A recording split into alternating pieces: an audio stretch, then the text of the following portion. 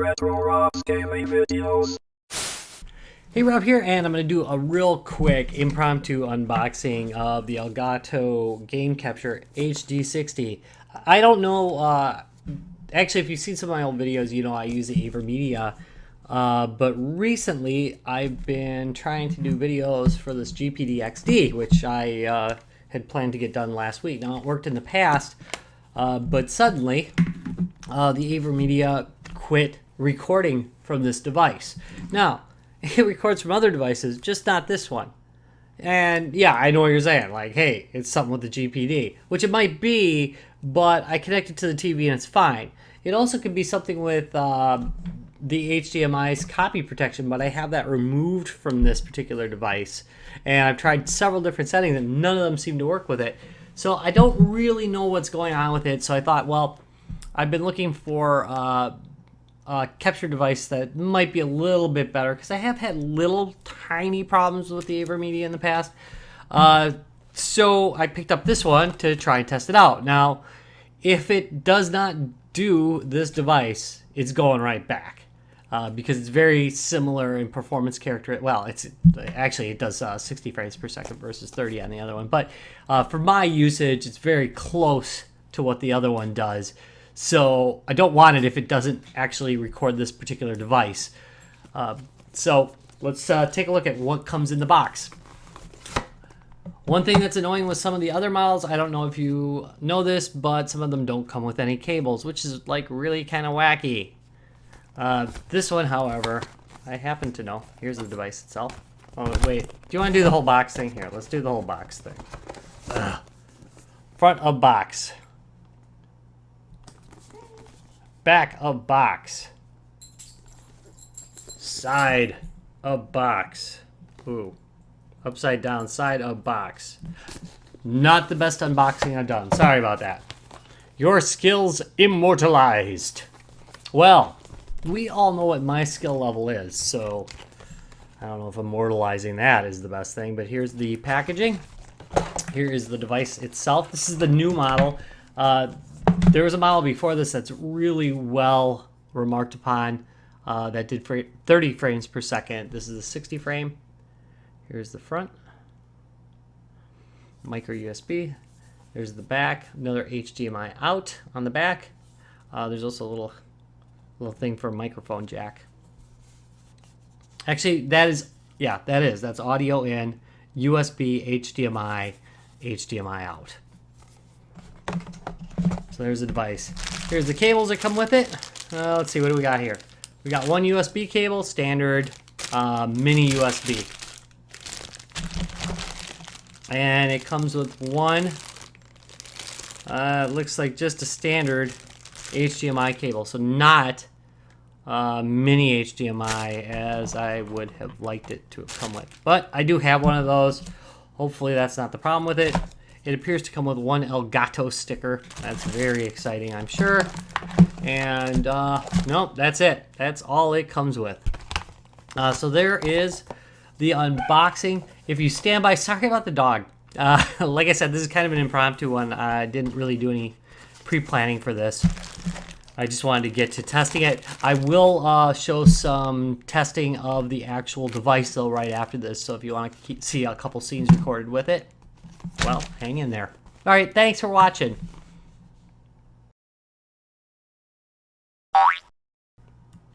Hey, just want to come back and inform you there are no drivers in the box, which I think I noted before, so you got to go to their website. So I went to their website and I've downloaded the drivers for this, because number one, it doesn't automatically pick it up in Windows 10.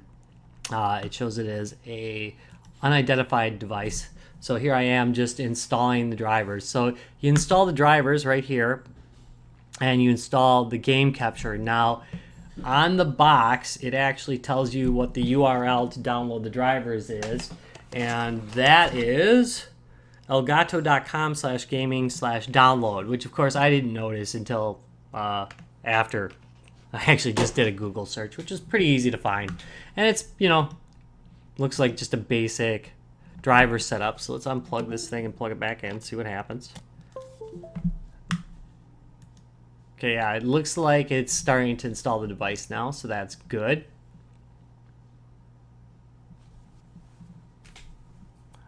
Okay, and there we go. So now I wonder if it'll show up here in OBS. Number one, I apologize for the jumpiness of this video, the way it kind of jumps around a little bit. The pacing's a wee bit off. There's a couple reasons for that, which is number one, of course, I'm kind of doing this on the fly. I had just picked up this device when I started the unboxing. I literally had just decided to pick it up and then picked it up and then did this. So there wasn't a whole lot of prep for it.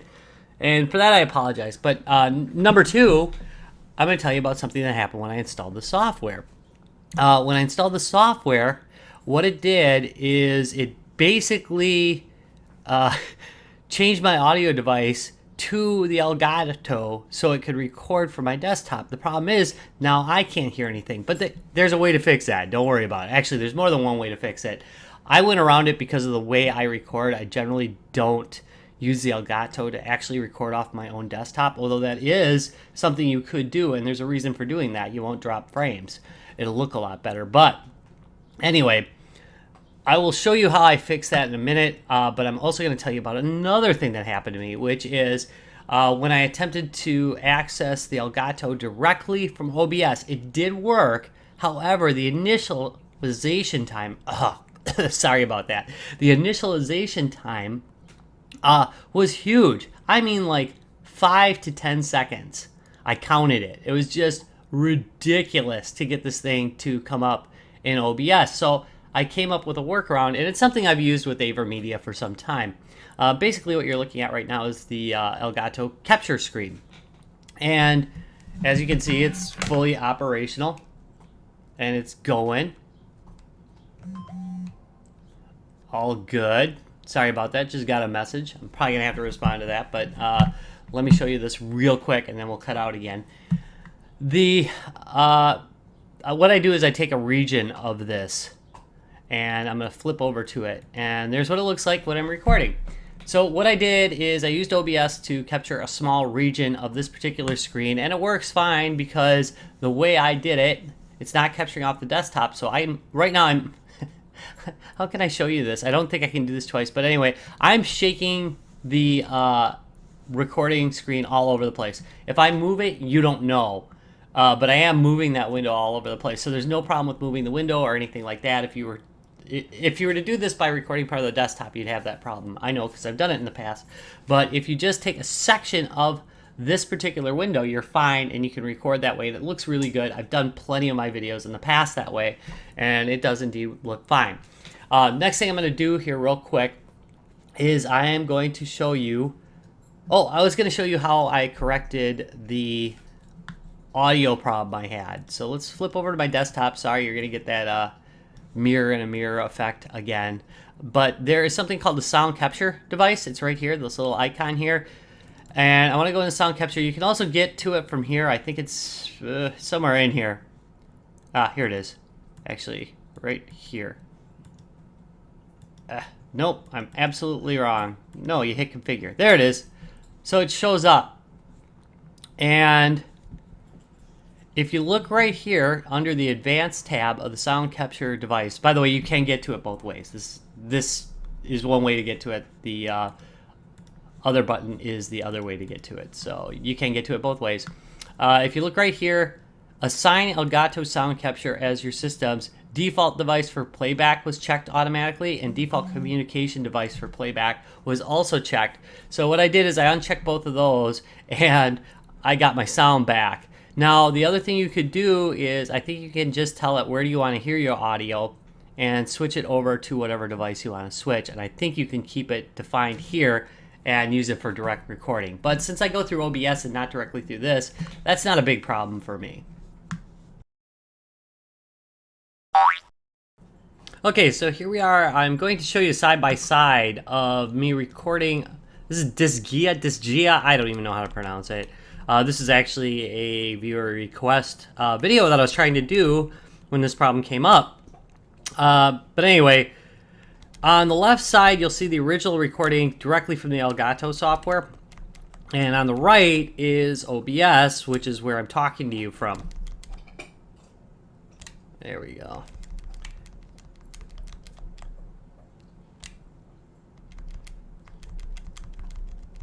And we'll see what the raw looks like versus the stuff after OBS goes in. And if it looks a lot better, well, it might be an argument for actually recording from the Elgato stuff initially. But anyway, there we go. There is one round of it. This game's actually pretty good. This is on the PSP emulator on the GPD XD. And as you can see, this did correct my problem with the GPD XD not outputting to the other device. So, yeah. It was something with the Avermedia. I think it was one of the updates that I applied that did this.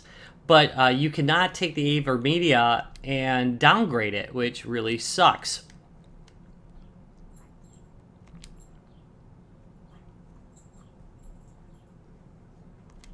Don't know if you can do it on this one either, but the lesson is, if it ain't broke, don't fix it.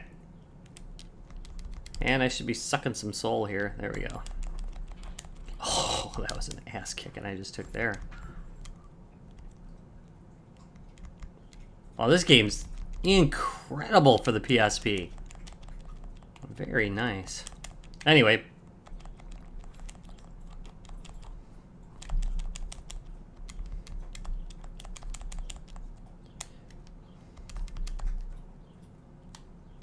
There.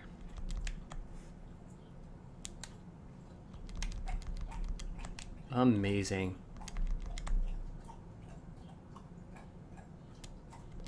Again, hard to believe this game was on the PSP. Looks almost Vita good. Oh, he's doing more damage than I am.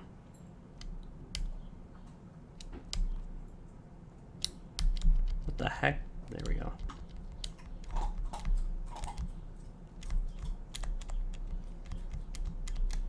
I so don't know what I'm doing. I am such a button masher at this. Alright. So there is a good solid test. And then I'm going to come back and I'm just going to show you some of the overlays. And then I think we will be done. Just because I think you'll be kind of interested in what it has to offer in its recording software. Because this recording software is much better than the stuff that came with the Avermedia, which I didn't use at all, honestly. Because it never would record anything. It would always say things were HDCP protected and wouldn't record it. This stuff hasn't done that at all. So, pretty nice.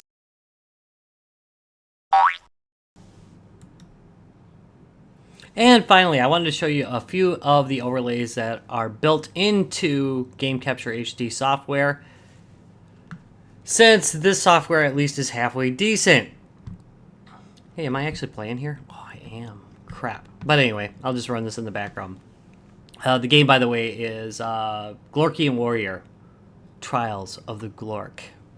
Alright, so let's start with the first overlay. This one is fit for doing your Twitches. I do some Twitch. I don't do it as Retro Rob. We do it from the podcast, Guys, Games, and Beer. It's not... This isn't something we'd probably use in it, honestly, because we don't really do stuff that would lend itself well to this. We just basically record the podcast live.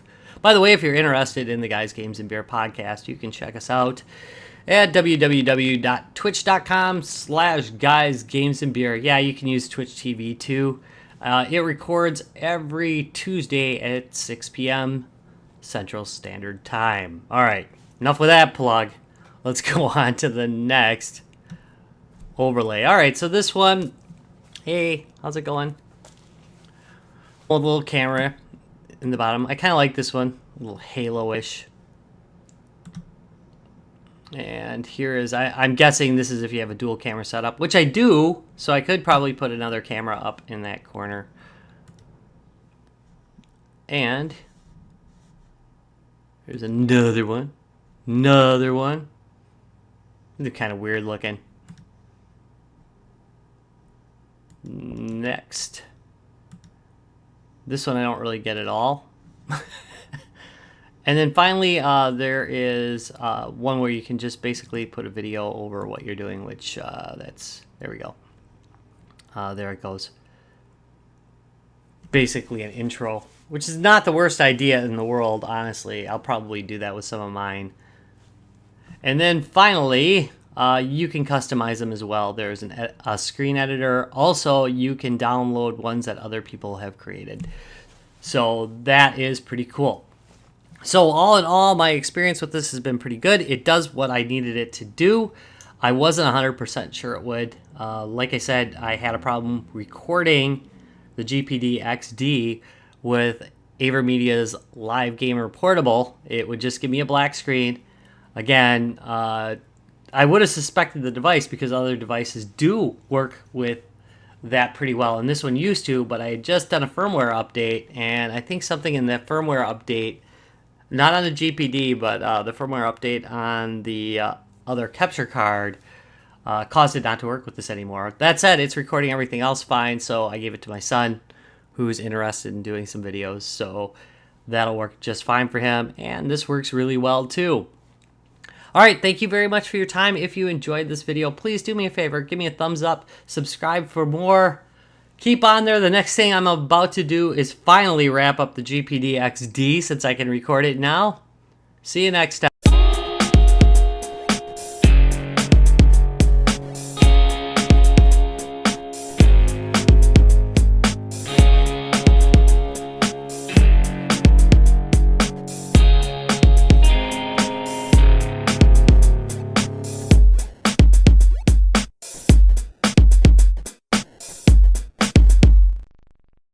Retro Rob Scaling Videos.